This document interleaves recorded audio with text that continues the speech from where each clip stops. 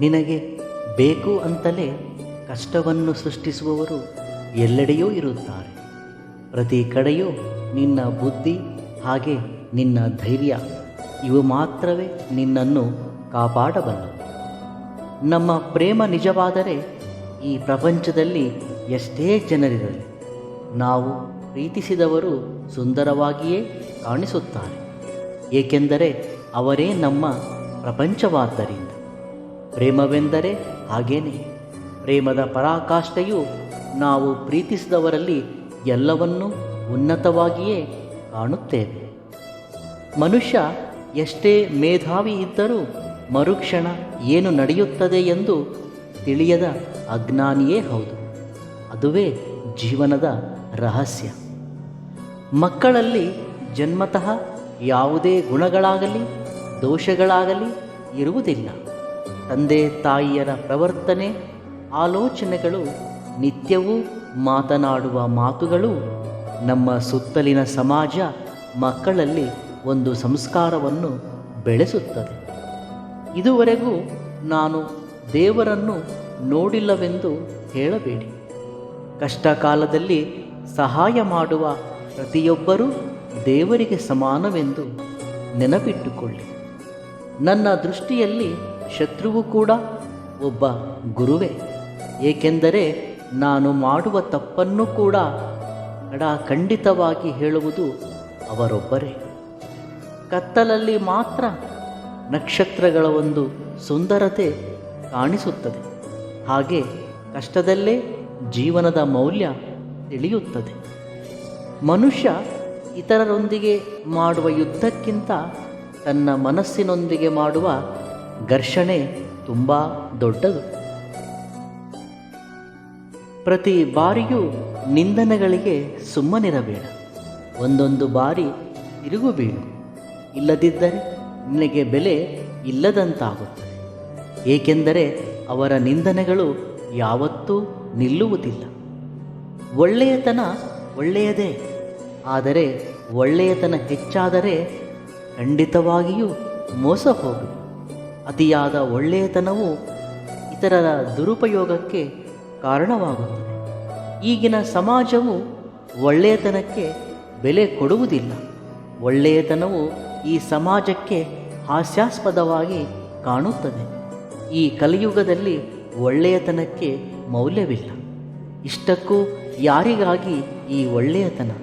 ನಿನ್ನಷ್ಟಕ್ಕೆ ನೀನು ಒಳ್ಳೆಯತನದಿಂದ ಇರು ಅಷ್ಟೇ. ಅತಿಯಾದ ಮುಗ್ಧತೆ ಮತ್ತು ಒಳ್ಳೆಯತನವನ್ನು ಕೆಲವರು ದುರುಪಯೋಗಪಡಿಸಿಕೊಳ್ಳುವರು. ಒಳ್ಳೆಯತನದೊಂದಿಗೆ ಬುದ್ಧಿಯೂ ಇರಬೇಕು.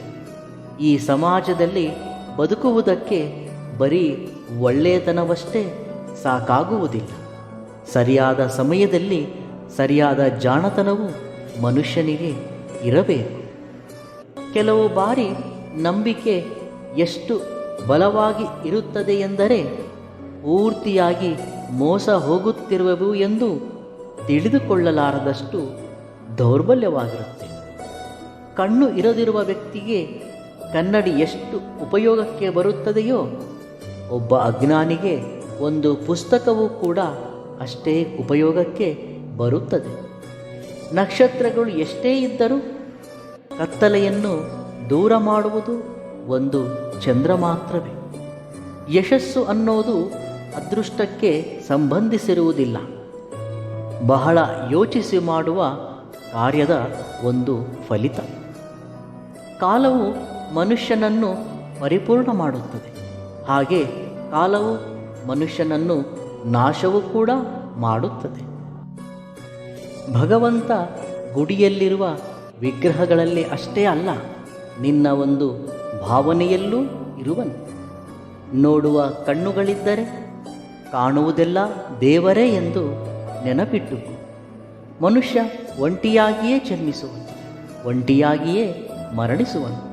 ತನ್ನ ಒಂದು ಕರ್ಮದ ಫಲಿತವನ್ನು ಒಳ್ಳೆಯದಾಗಲಿ ಅಥವಾ ಕೆಟ್ಟದಾಗಲಿ ಒಂಟಿಯಾಗಿಯೇ ಅನುಭವಿಸುವನು. ಭಯಪಡುವುದನ್ನು ಯಾವಾಗ ನಿಲ್ಲಿಸುತ್ತೀಯೋ ಆಗ ಆ ಕ್ಷಣವೇ ನಮ್ಮ ಜೀವನ ಆರಂಭವಾಗುತ್ತದೆ. ನಿನ್ನಲ್ಲಿರುವ ಪ್ರಶಾಂತತೆಯನ್ನು ನೀನು ಪಡೆಯದಿದ್ದರೆ ಅದನ್ನು ಮತ್ತೆಲ್ಲೂ ಪಡೆಯಲಾರೆ. ನೀನು ಪ್ರತಿದಿನವೂ ಸುಳ್ಳು ಹೇಳಿದರೆ ಅದು ನಿನ್ನನ್ನು ನಾಳೆಯೂ ಸಹ ಸುಳ್ಳು ಹೇಳುವ ಪರಿಸ್ಥಿತಿಯನ್ನು ತಂದೊಡ್ಡುತ್ತದೆ. ಯಾವುದೇ ಆಗಲಿ ಅದು ತನ್ನಷ್ಟಕ್ಕೆ ತಾನೇ ಲಭಿಸುವುದಿಲ್ಲ. ಪ್ರಯತ್ನಪೂರ್ವಕವಾಗಿ ಸಾಧಿಸಿದಾಗ ಮಾತ್ರ ಅದು ನಿನಗೆ ಲಭಿಸುತ್ತದೆ. ಮಿತಿ ಮೀರಿದ ಆಸೆಗೆ ಹೋಗುವವರೇ ಹೆಚ್ಚಾಗಿ ಮೋಸಕ್ಕೆ ಗುರಿಯಾಗುತ್ತಾರೆ. ನೀನು ಧೈರ್ಯವಾಗಿ ಒಂದು ಹೆಜ್ಜೆ ಮುಂದಕ್ಕೆ ಹಾಕಿದರೆ ಯಶಸ್ಸು 10 ಹೆಜ್ಜೆ ಮುಂದಕ್ಕೆ ಬರುತ್ತದೆ. ಪ್ರಪಂಚದಲ್ಲಿ ಯಾವ ಬದಲಾವಣೆಯನ್ನು ನೀನು ಬಯಸುವೆಯೋ ಅದು ಮೊದಲು ನಿನ್ನಿಂದಲೇ ಆರಂಭವಾಗಬೇಕು. ಮನುಷ್ಯ ಮಾತನಾಡುವುದಕ್ಕಿಂತಲೂ ಹೆಚ್ಚು ಕೇಳಿಸಿಕೊಳ್ಳುವುದಕ್ಕೆ ಉತ್ಸುಕನಾಗಿರಬೇಕು. ಒಬ್ಬ ಜ್ಞಾನಿಯು ಯಾವಾಗಲೂ ಕೇಳಿಸಿಕೊಳ್ಳುವುದನ್ನೇ ಬಯಸುತ್ತಾನೆ. ವಿನಯವಿಲ್ಲದ ವಿದ್ಯೆ, ಉಪಯೋಗವಿಲ್ಲದ ಹಣ, ಶೌರ್ಯವಿಲ್ಲದ ಆಯುಧ, ಹಸಿವಿಲ್ಲದ ಭೋಜನ, ಹಾಗೆ ಪರೋಪಕಾರ ಮಾಡದ ಜೀವನ ವ್ಯರ್ಥವೇ ಸರಿ. ಆರಂಭದಲ್ಲಿ ಫಲಿತವಿಲ್ಲವೆಂದು ನಿರಾಶೆ ಪಡಬೇಡಿ. ಕ್ರಮವಾಗಿ ಅತ್ಯುನ್ನತವಾದ ಫಲಿತಗಳು ಆವಾಗಿಯೇ ಬರುತ್ತವೆ. ಕೇವಲ ನೀನು ನಿರಂತರವಾಗಿ ಶ್ರಮಿಸಬೇಕಷ್ಟೆ. ನಿರಂತರವಾಗಿ ಬೆಳಕು ಕೊಡುವ ಸೂರ್ಯನನ್ನು ನೋಡಿ ಕತ್ತಲೆ ಭಯಪಡುತ್ತದೆ. ಹಾಗೆಯೇ ನಿರಂತರವಾಗಿ ಶ್ರಮಿಸುವವನನ್ನು ನೋಡಿ ಸೋಲು ಕೂಡ ಭಯಪಡುತ್ತದೆ. ಪ್ರೇಮ, ಪ್ರಾಮಾಣಿಕತೆ ಮತ್ತು ಮನಸ್ಸಲ್ಲಿ ಪರಿಶುದ್ಧತೆ, ಈ ಮೂರೂ ಇರುವ ವ್ಯಕ್ತಿಯನ್ನು ಈ ಪ್ರಪಂಚದಲ್ಲಿ ಯಾರೂ ಸೋಲಿಸಲಾರರು. ಒಂದು ಒಳ್ಳೆಯ ಉದ್ದೇಶದಿಂದ ಮುನ್ನಡೆದರೆ ಇಂದಲ್ಲ ನಾಳೆ ಯಶಸ್ಸು ತಪ್ಪದೇ ದೊರಕುತ್ತದೆ. ನಿಮ್ಮ ಯೋಚನೆಗೆ ತಕ್ಕ ಹಾಗೆ ನಿಮ್ಮ ಜೀವನ ನಿರ್ಮಾಣವಾಗುತ್ತದೆ. ನಿಮ್ಮನ್ನು ನೀವು ಬಲಹೀನರು ಎಂದು ಭಾವಿಸಿದರೆ ಬಲಹೀನರು, ಶಕ್ತಿವಂತರು ಎಂದು ಭಾವಿಸಿದರೆ ಶಕ್ತಿವಂತರು. ನಿರ್ಣಯ ನಿಮಗೆ ಬಿಟ್ಟದ್ದು. ಭಗವಂತನು ಯಾರ ಹಣೆ ಬರಹವನ್ನೂ ತಪ್ಪಾಗಿ ಬರೆಯುವುದಿಲ್ಲ. ಮನುಷ್ಯ ತನ್ನ ಆಲೋಚನಾ ವಿಧಾನ ಮತ್ತು ಜೀವನದಲ್ಲಿ ತೆಗೆದುಕೊಳ್ಳುವ ನಿರ್ಣಯಗಳಿಂದ ಸರಿತಪ್ಪುಗಳಾಗಬಹುದು. ಧೈರ್ಯದಿಂದ ಇರಿ, ಶಾಂತಿಯಿಂದ ಇರಿ, ಸಮಾಧಾನದಿಂದ ಇರಿ. ಖಂಡಿತವಾಗಿಯೂ ಎಲ್ಲವೂ ಒಳ್ಳೆಯದೇ ಆಗುತ್ತದೆ.